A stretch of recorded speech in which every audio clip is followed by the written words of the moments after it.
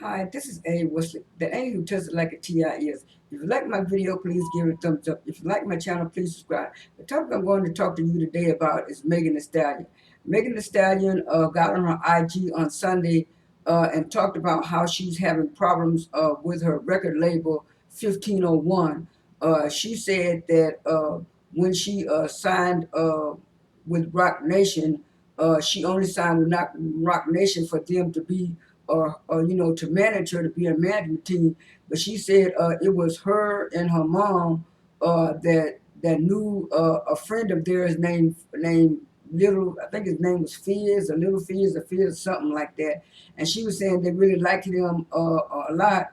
And he was saying Megan should sign with the record label that he's with, and he partnered with some ex NFL player, which name is Carl Crawford, and people are saying that he was Evelyn Lozato's baby's daddy.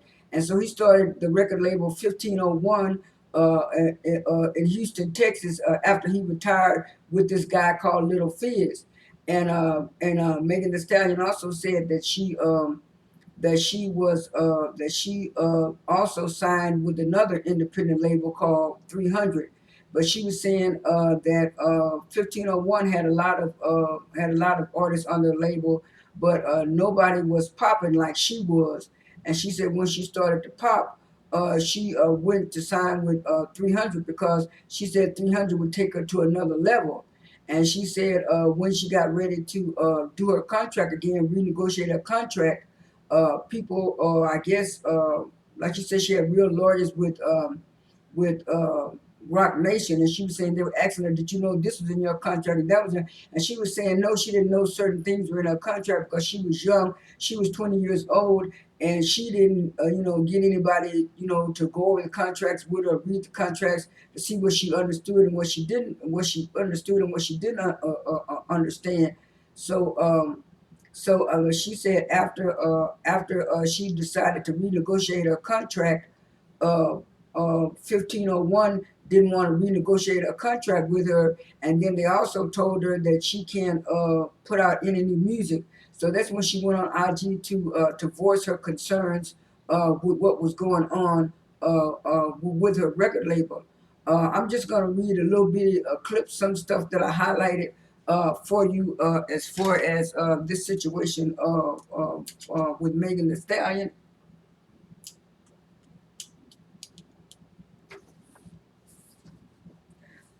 She said in part of her contract, in part of her contract, it was this is the paper here.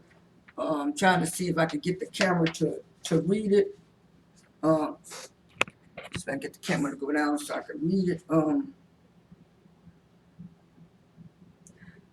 It says in here that they gave her $10,000 advance when she first signed, and then she said the deal was like 60-40, where the record company would get 60% and she would get 40%, and she was saying they would leave her with hardly nothing left for herself. And so when she did that, the owner of the record label, Carl Crawford, came out and said, "No, that wasn't quite what was going on. That wasn't quite what was going on."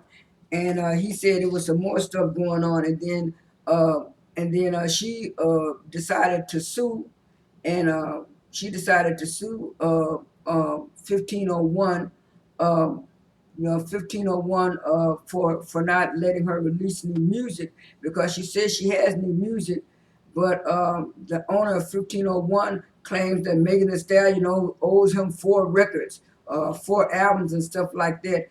And so she did sue in the state of Texas, and the judge did award her compensation, not compensation, but did rule in her favor, saying that she could release some new music and stuff. So I know this is going to be an ongoing story. And then Megan Thee Stallion also claimed that it was some guy named Jay Prince or Prince or something with Carl Crawford, who was trying to ruin her name and put out a mugshot that she did in 2015.